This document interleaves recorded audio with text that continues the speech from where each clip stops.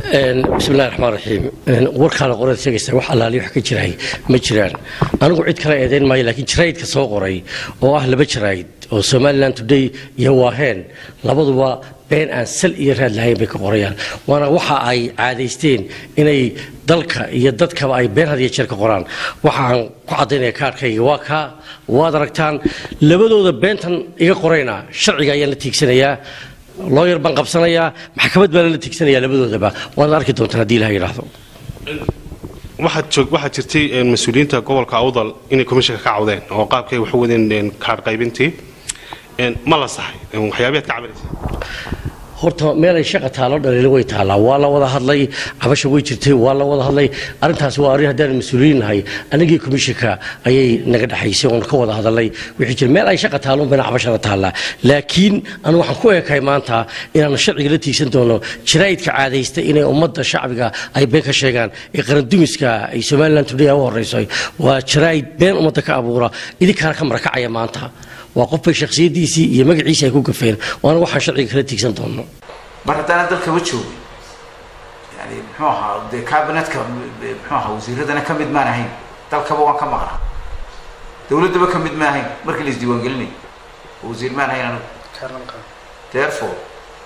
تماشى وكك يعني محوها كارم كله بعدين نكن شورنال كله وين لويدية هذا شرعي أنا وحكوت سنة يعني محوها جورنال كم وحن طالعين way arkayaan inay maxay dhow jeero horaan arkayeen ma ogtahay oo qolooyin iska soo maxay wax iska qorqorayo yani agaasimaha guud iyo maxay wasiirka isku dhacay saxiix buu ka joojiyay waa noo gudbinay hay'adaha sharciga meel talaabo ay ka qaadeen ma hayno marka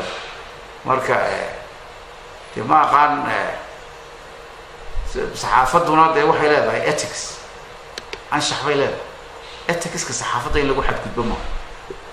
tii lagu xadgudbo maxaa wasaaradda warfaafinta iyo hay'adaha xeeraalinta iyo maxaa CID-da waxaan maxaa oran lahaa saxaafadan iska noqotay maxaa dimuqraadiyaddu ma aha noocan ninka suxufiga waa inuu qoraa war hubo oo source-kiisa hayo waa inuu qoraa laakiin ma aha malaawal iyo been maxaa iyo journalkaaga lagu iibsado inuu dadka iskaga eedeeyo ama cambareeyo aad baan marka ma la tiigsanaysaa hay'adaha sharciga kuwa nooca qoray wallahi horaaban uu la tiigsanay qaar oo waxa ay wali laga soo qabtay garan mayn oo ma hayno marka waa la wada akhrisanaya waxaan hay'adaha sharciguna way akhrisanayaan marka ay muxuu ahaa shirkayga jiraayid iyo hadalkaygan ay maanta maqlaan iyo xaaladdu muxuu ahaa siday tahay iyana waxaan been abuur yihiin talaabo toos ay ka qaadaan weey dawladdu ma hayna anigu يعني شخصيا محكمة إنتان تقعد كيس فرطو تاسم ما نقولش